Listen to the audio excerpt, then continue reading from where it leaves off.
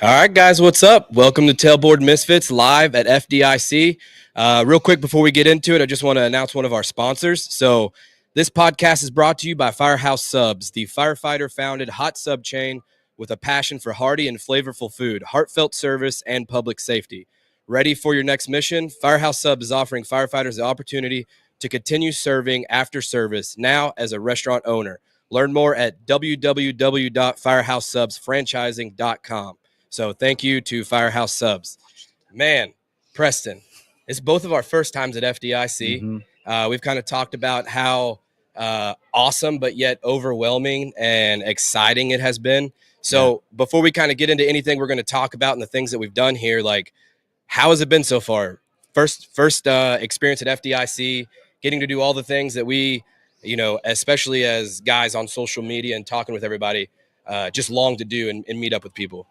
Yeah. This has always been a dream for me ever since I put myself out there in the social media world and got into writing with Firefighter Nation. First of all, thank you, Firefighter Nation, for putting your trust in some just roughnecks like us to come out here and speak on our perspective and opinions on the fire service. We are truly grateful for being here. But as far as everything I've ever even heard about this conference, because I've been at other conferences that are fairly decent in size, but this blows it out of the water. 30,000 plus firefighters here. It is overwhelming. That's the only word I can think of. And you and I have taken several laps around this building, and we cannot go 10 feet without running into someone that we've engaged with either at another conference or on social media. And it's just great to put a face to the name.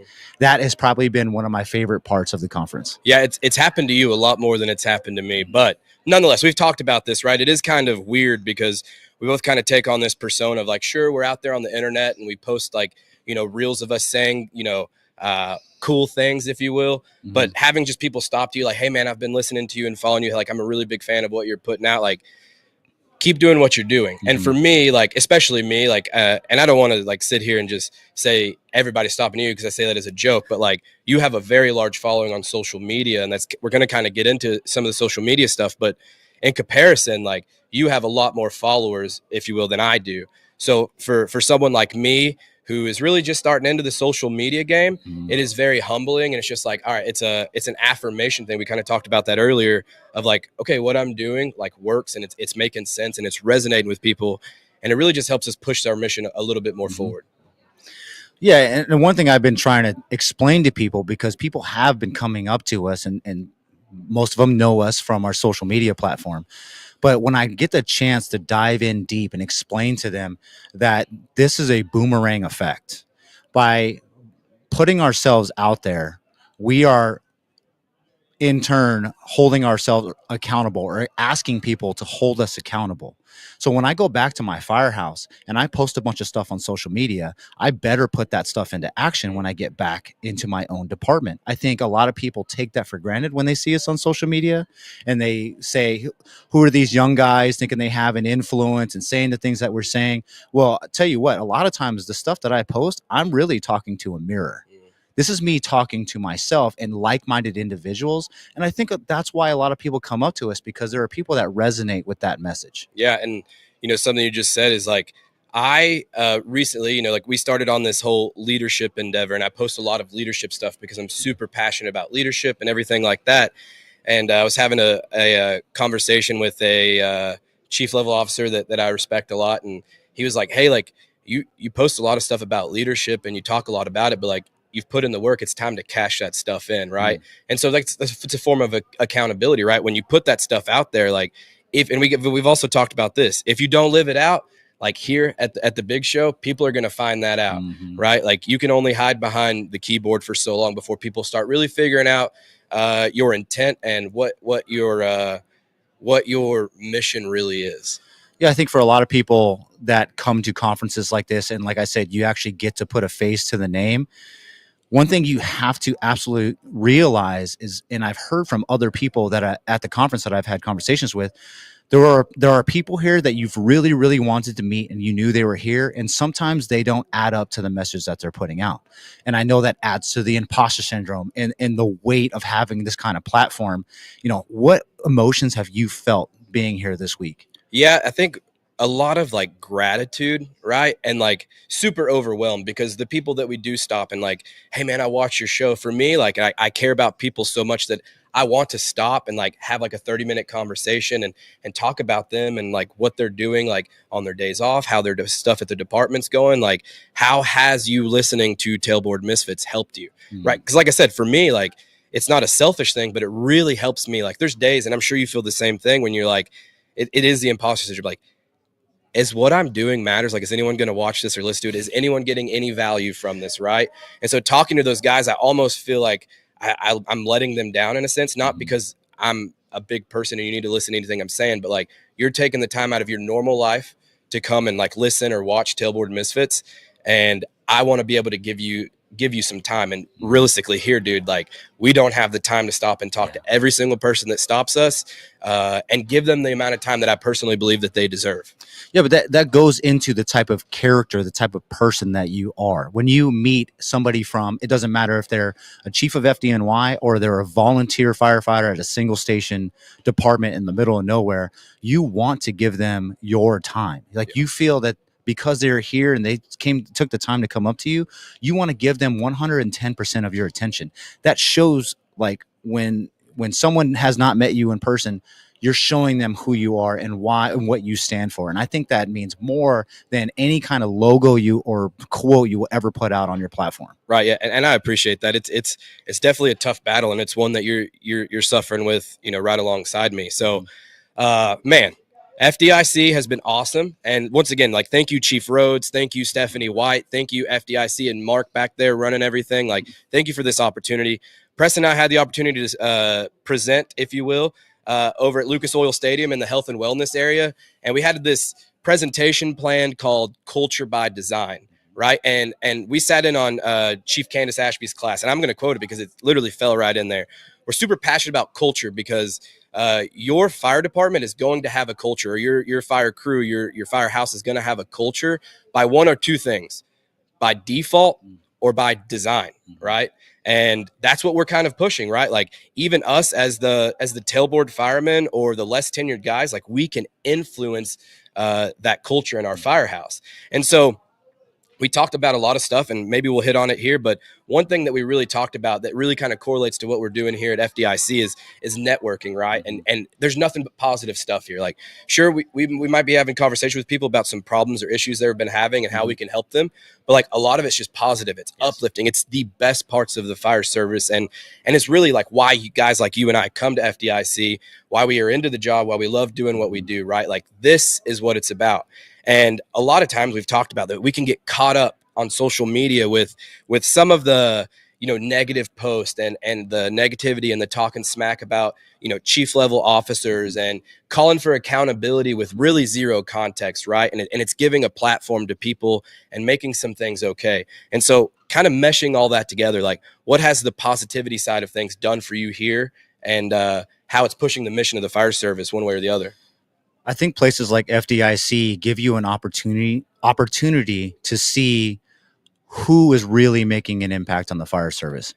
I think in modern day, today's society, because of the fact that we have information at our fingertips and we have social media where we can be swayed one way or another based on what type of music and sound effects and all these things that we're seeing in a reel. When you come here and you see Chief Rhodes, you know for a fact that he was not a yes man. He pushed the button. He pushed the envelope every time. He ruffled feathers.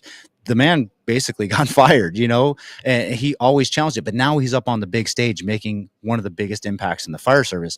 And I think coming to a place like this helps guys like you and I and like-minded individuals realize that we cannot continue to be the skull and crossbone pirates of the fire service. We cannot continue to shoot arrows at our leadership, whether we like it or not. We cannot continue to attack what we would call the mutts or the recliner snipers or even our own critics.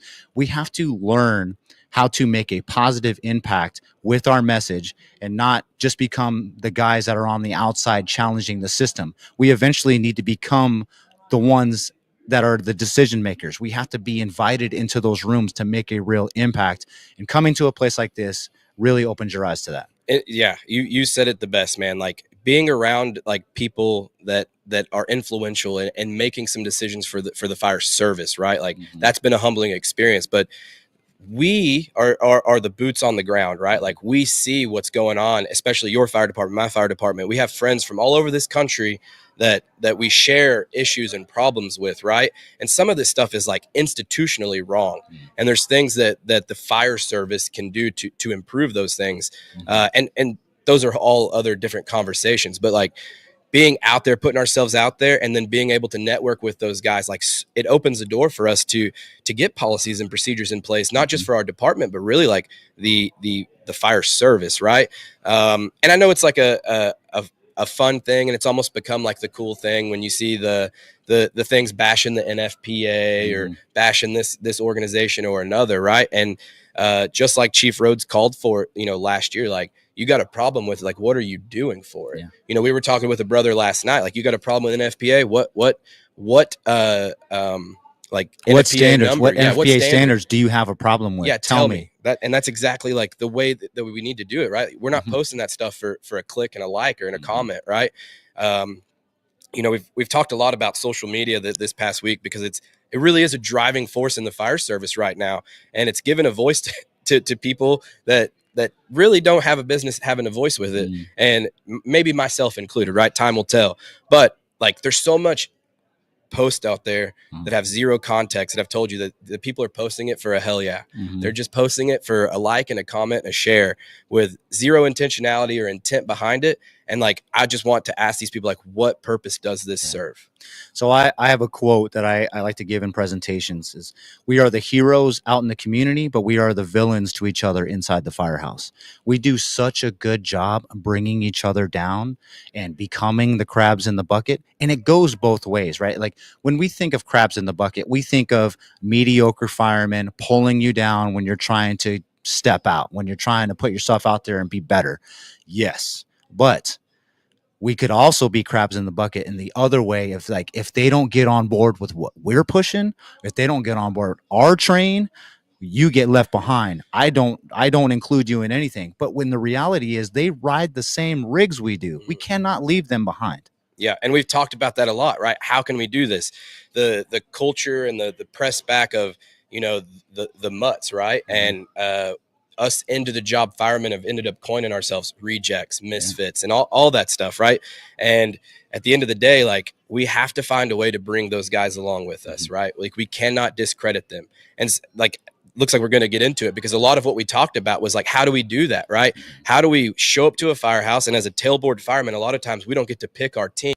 And how do we go about like getting those guys on the same page as we are? Because at the end of the day, we all understand, and what we have to do is realize that there's levels of commitment into the fire service and the job. And you have to understand that some people do just treat this as a job rather than a career and a calling and like a life purpose.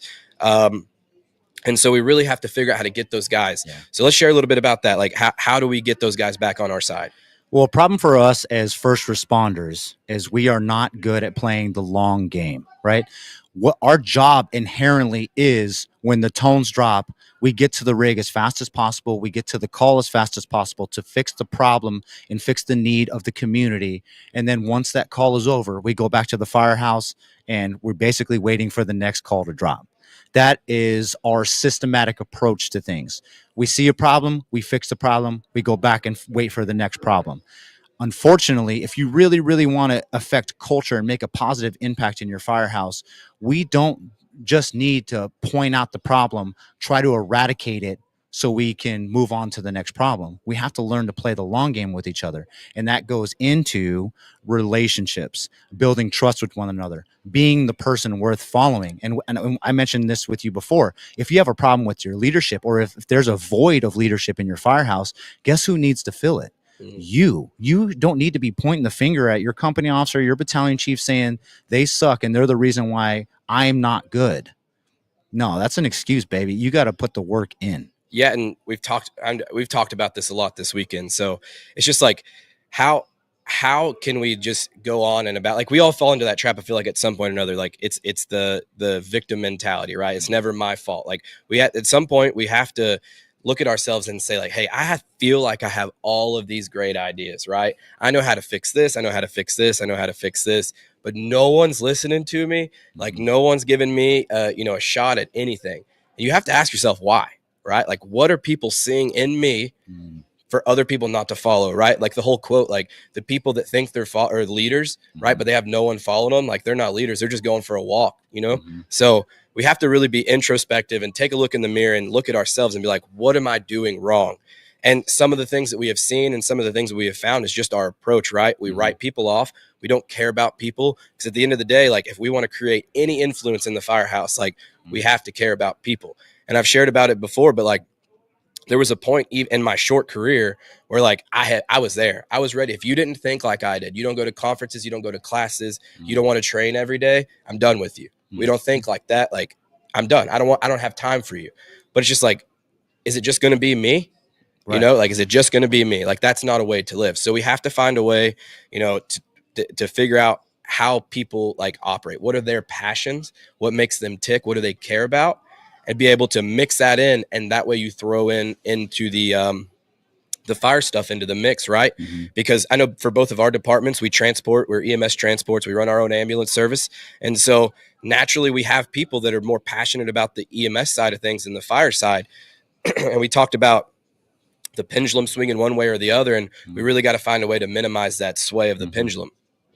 But what I have seen successful, and like I said in the presentation, one of my drivers specifically, I know he would have no problem me saying this. Like when he came on our crew, like me and another driver and the other firefighter were like masking up every shift to check our air pack, and it was almost malicious in a sense of like, what are you guys doing that for, man? Because it's not the culture in our area really to practice masking up. Like the expectation is being masked up coming off the rig, and slowly but surely, and it wasn't just me, it's the whole crew.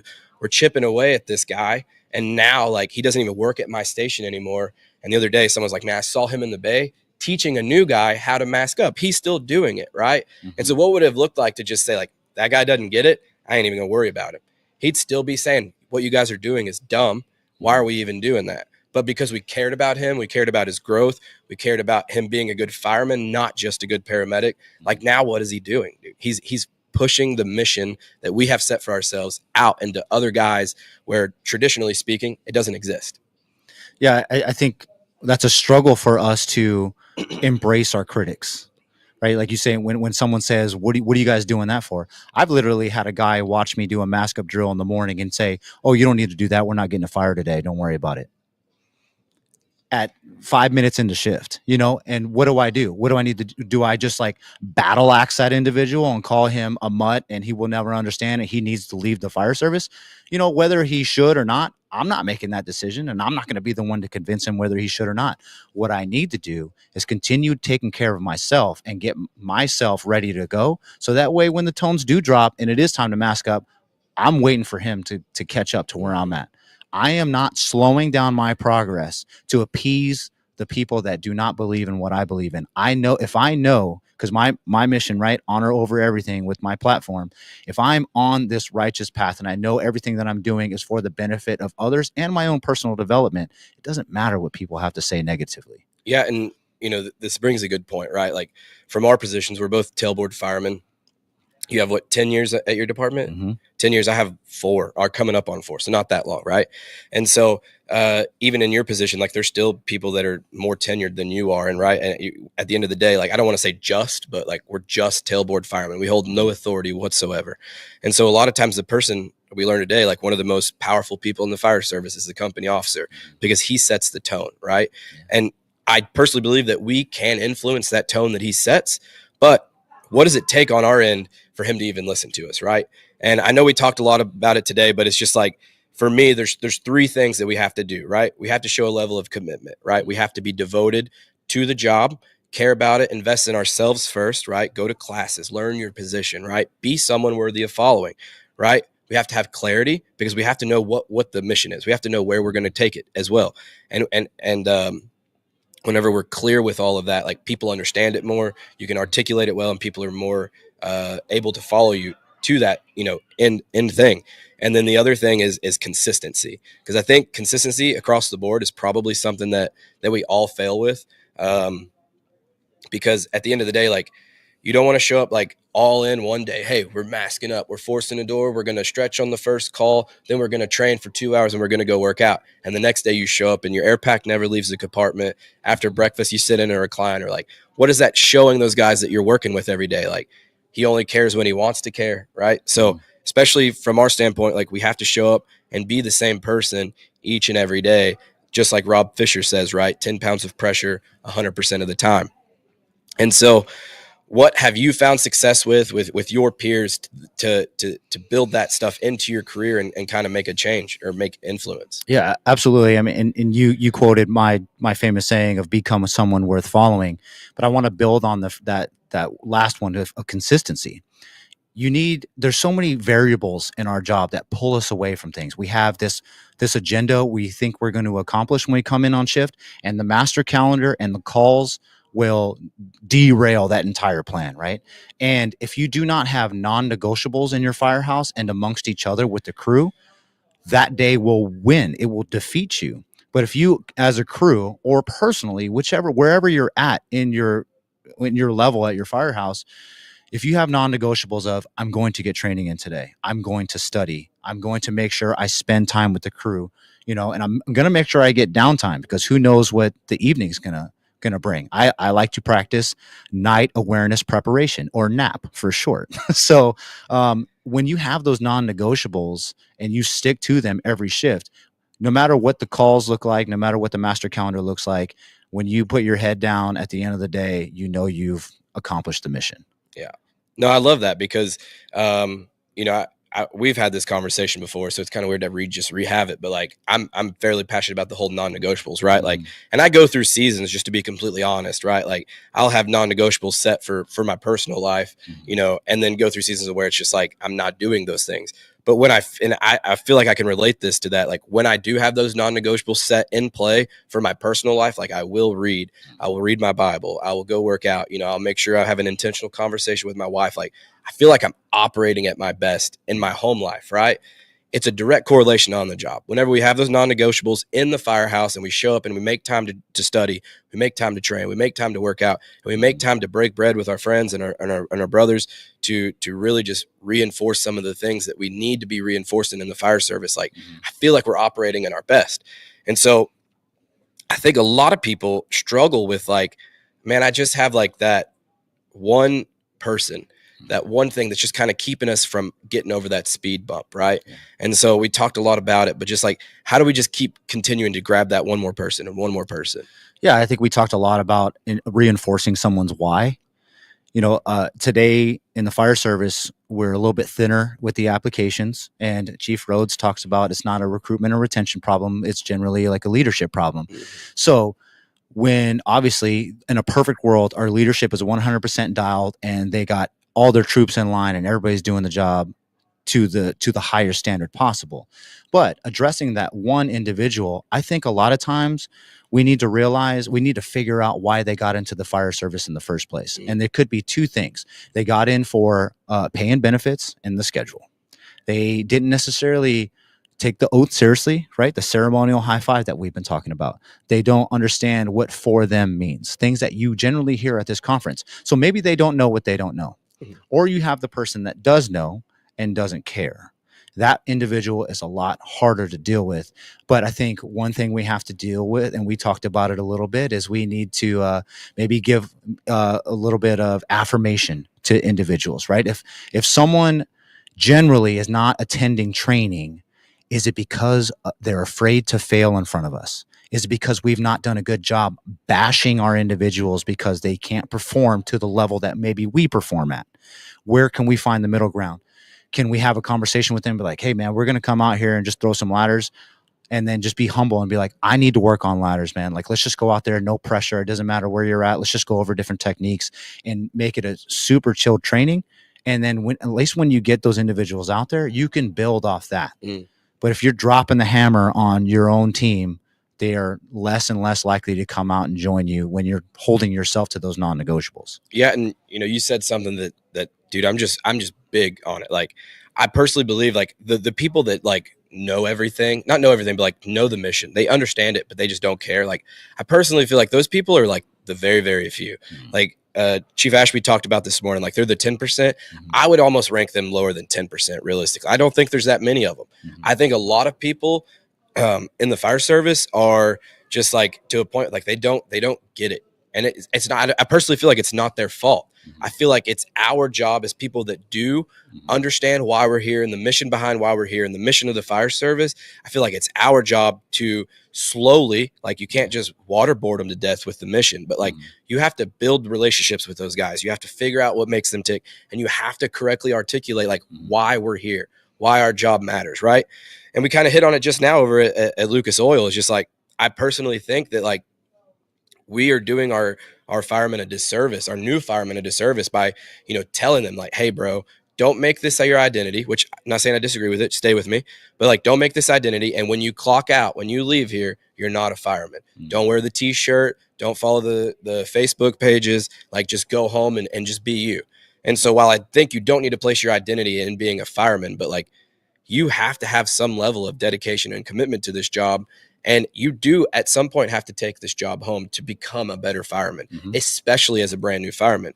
And so while the everyone's talking about the new generation, talking about prioritizing a home life balance, like I almost wonder is that their priority, or is that what they're just being told that they need to prioritize, right? Because of some of the missteps of the generations before us have taken and kind of learned from that. Well, I think it's a false approach to tell individuals that they take off the badge when they go home and then don't worry about being that person until you get in on shift. I think that's a mistake, but it's said in well meaning, and they're talking about the mental health aspect of things, right? Like being a firefighter, we run tough calls. We have nights where we don't sleep. We have interrupted showers and meals and workouts, you know. So I think what we're trying to explain to people is like, please do not take that home to your family and dump it on them. But what we need to do a better job at saying is that, hey, look, just because you're not wearing the shirt doesn't mean you don't represent the fire service every single day you're out in public. The way you carry yourself, the firefighter name is not the name of the department on your back. It's not the badge. It's your character and your traits that make you who you are and make you a good or a bad firefighter.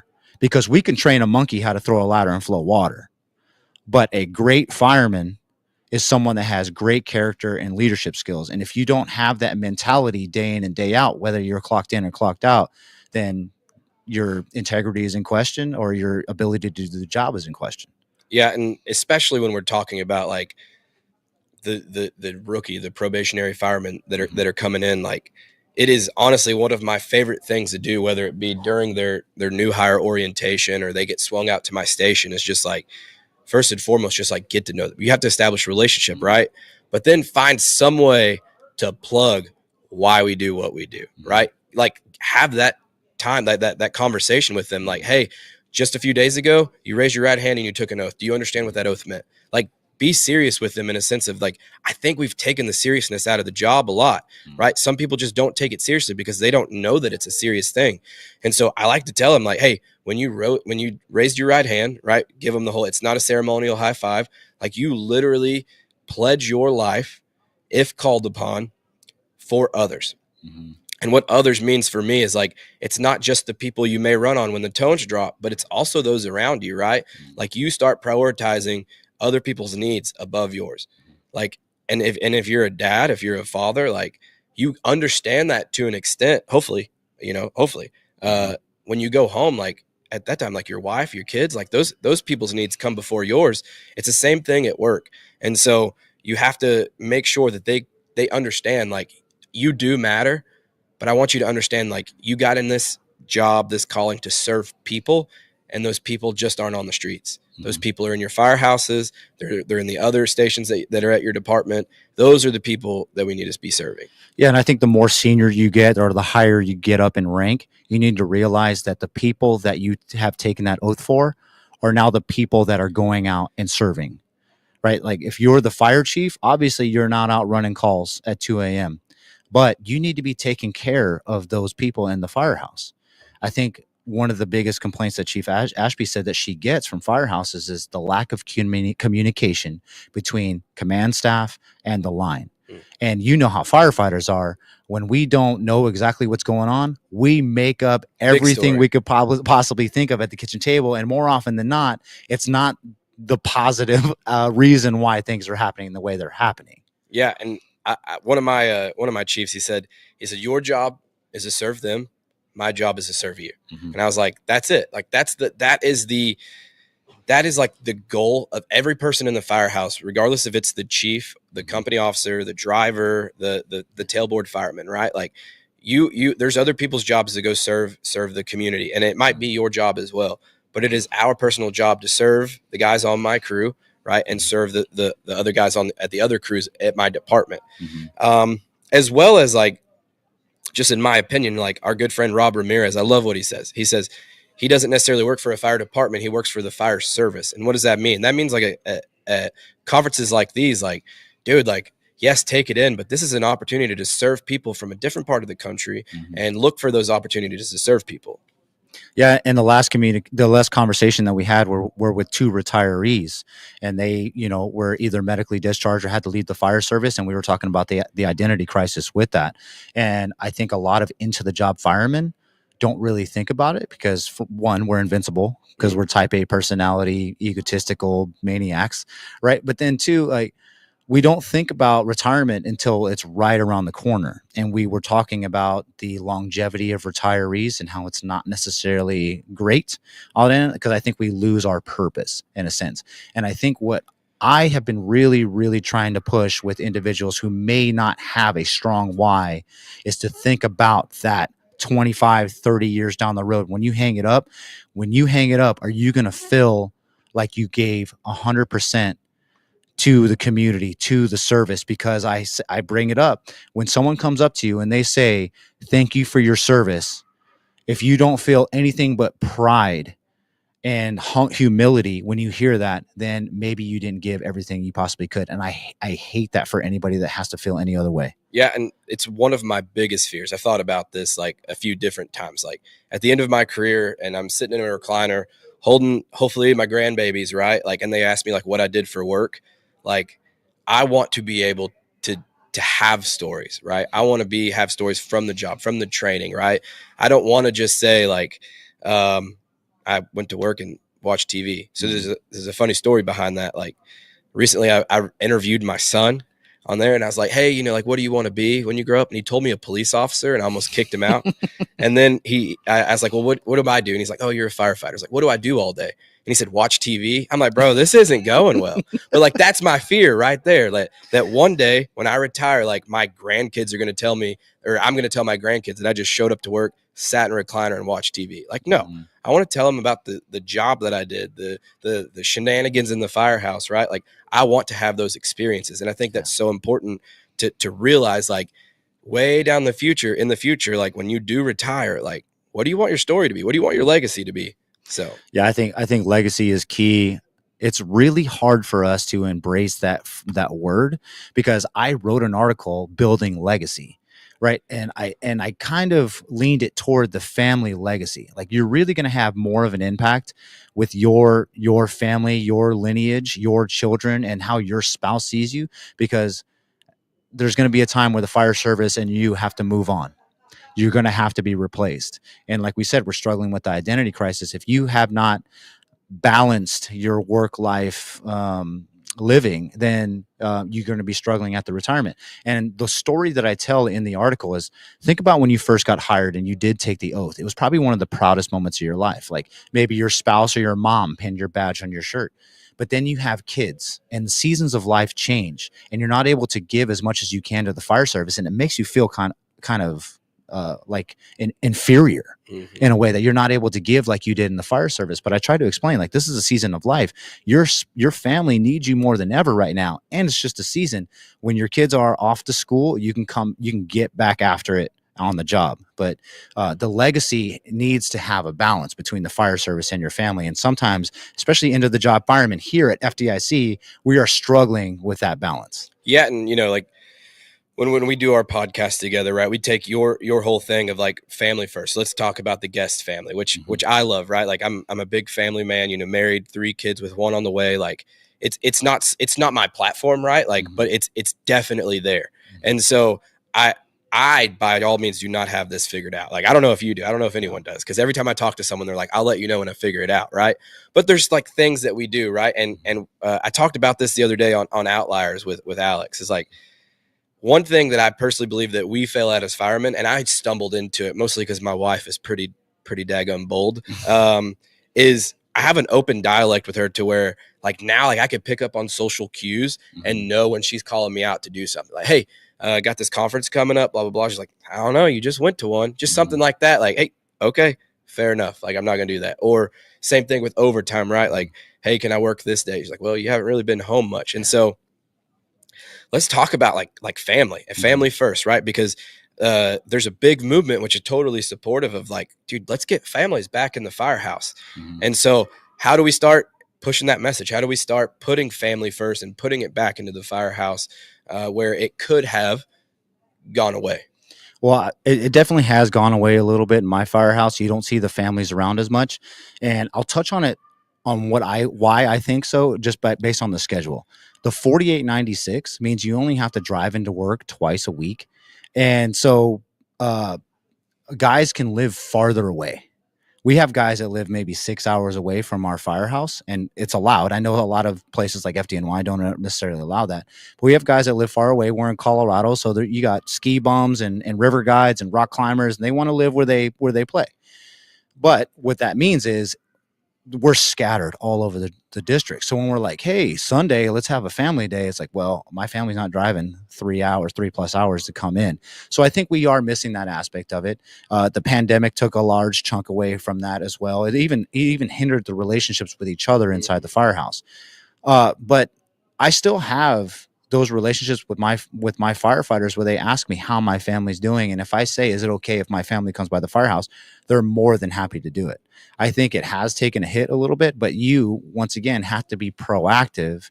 For one, ask permission of the crew. I know it sounds absurd a little bit, but like, is it okay if my obnoxious 2-year-old comes by the firehouse and they run around and they grab everything and you have to chase them around? Like, absolutely. Generally is what the answer is.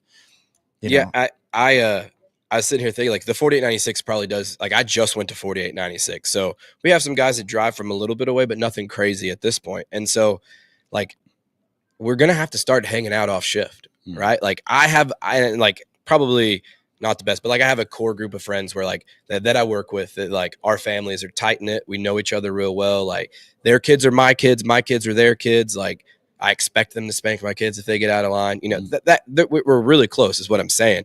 And like, we need to have, not saying maybe not that level, but like we need to have at least a level of relationship with their families as well, right? Because I think it deepens, you know, that relationship at work, right? And we talked about like, what does that relationship with the families mean to the guys you're working with?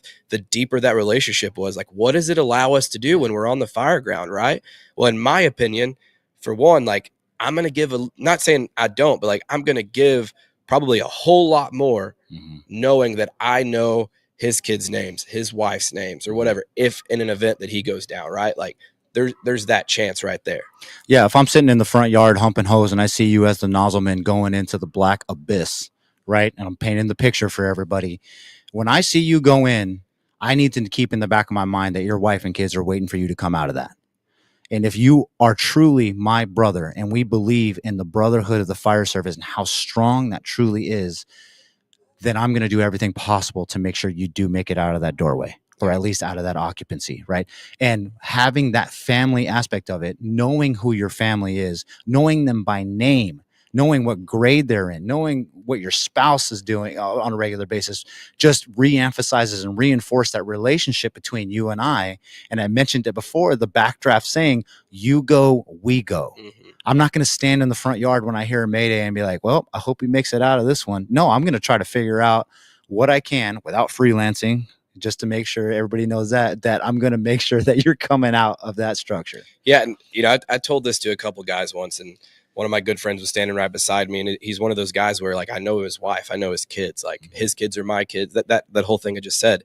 And like, just to like prove the mindset, like, hey, at the end of the day, like if my brother goes down in there, like I can promise you this, we're either both walking out of there or you're going to be burying both of us, because that's the level of dedication that I have to that individual. Because the last thing that I'm going to do is go tell his wife and kids, like, I was on scene of this and like I didn't do anything, or I could have done a little bit more and I didn't. Like, that's something I'm going to have to live with.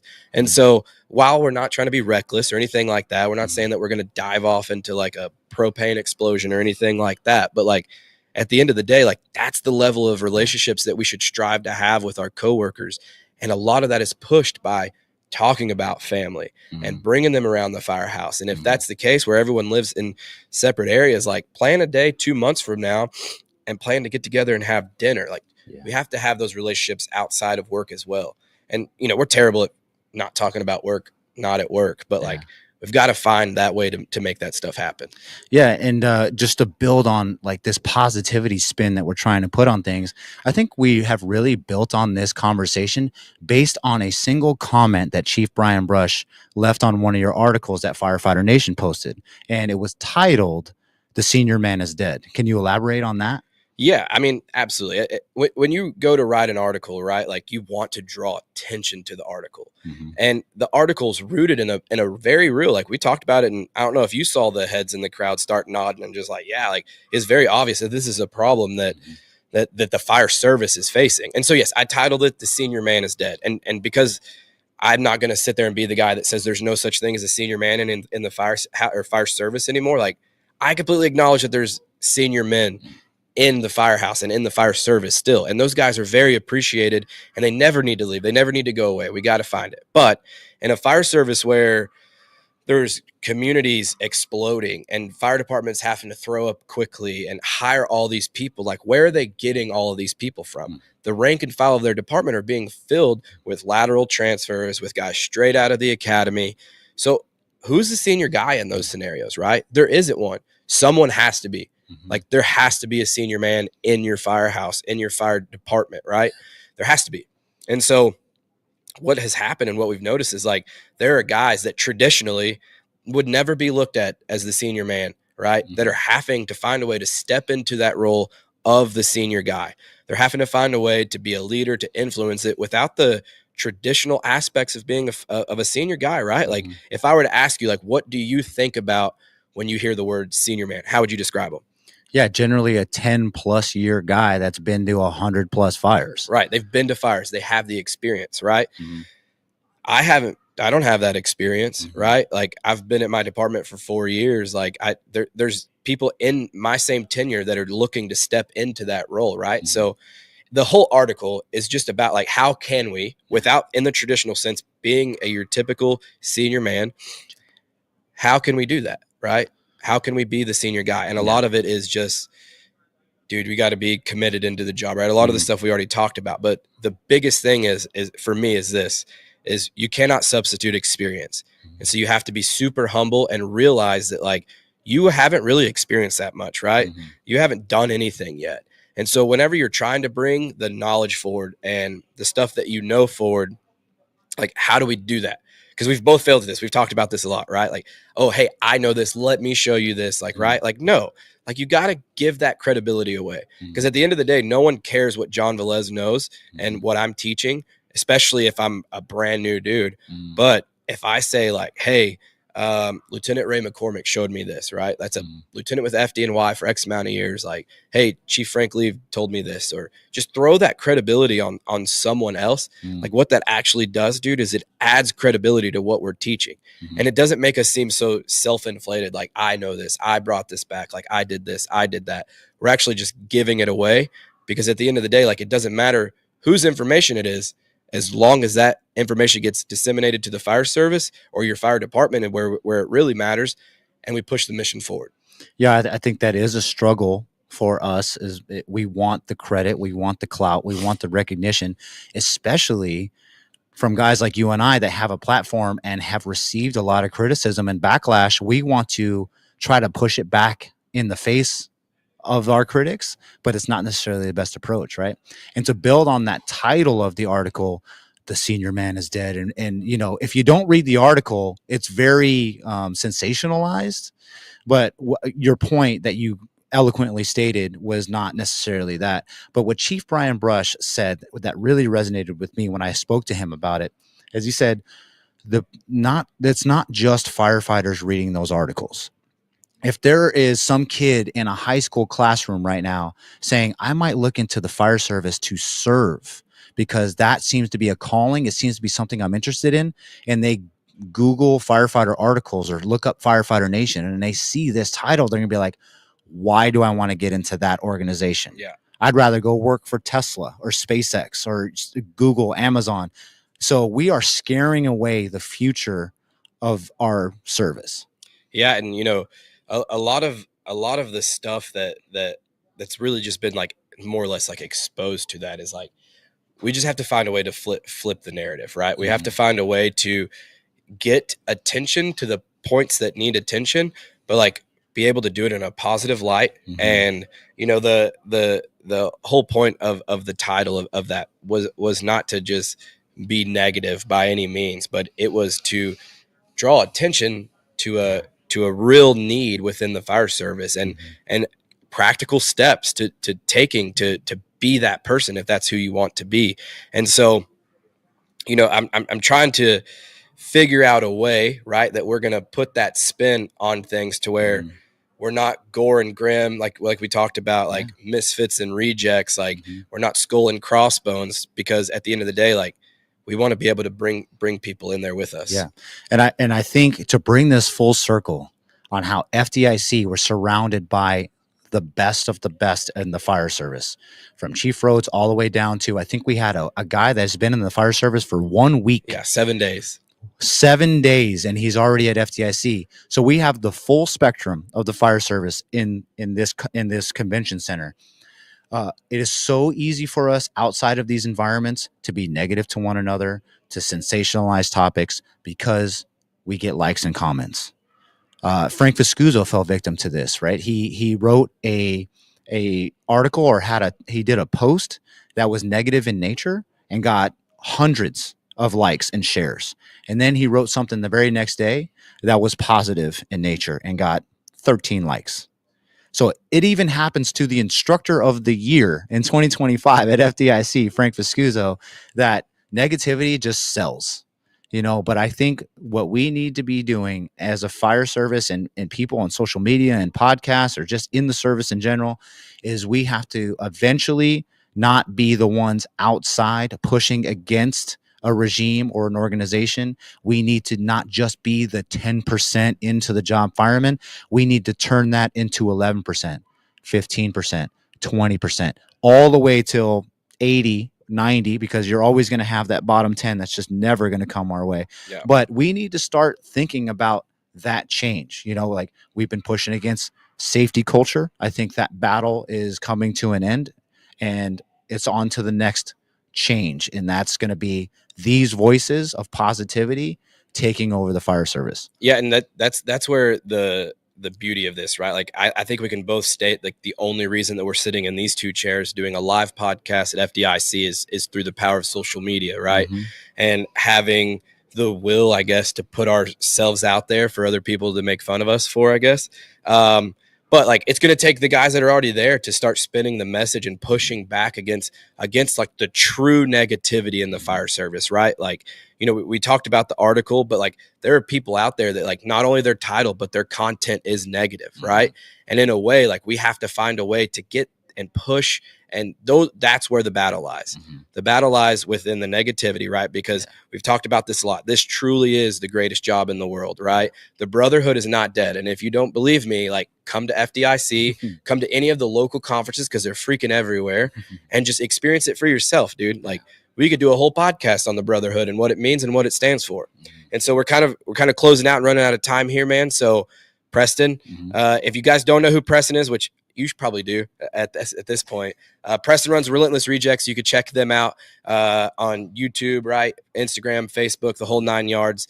He does a podcast. And you can check out Tailboard Misfits on the same thing. Instagram, Facebook, YouTube. Also on the Firefighter Nation platform. Once again, we just want to thank you. Thank you, Firefighter Nation. Thank you, Chief Rhodes. Thank you, Stephanie White, for this opportunity. And it's been a blast, man. We can't wait. And hopefully we didn't get fired and we could be back here next year. So no, we will see you next year. Thank you so much. thank you, guys. We'll catch you later.